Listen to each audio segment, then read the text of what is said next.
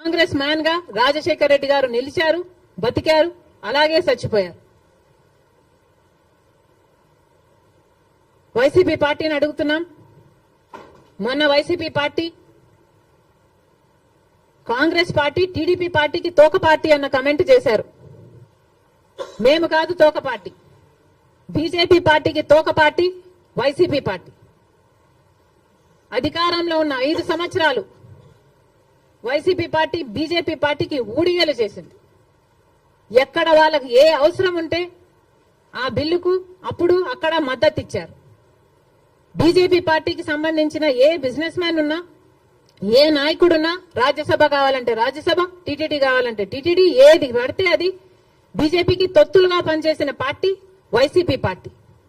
అధికారంలో ఉన్నప్పుడు ప్రత్యేక హోదాను తాకట్టు పెట్టడమే కాకుండా రాష్ట్ర భవిష్యత్తును కూడా తాకట్టు పెట్టిన పార్టీ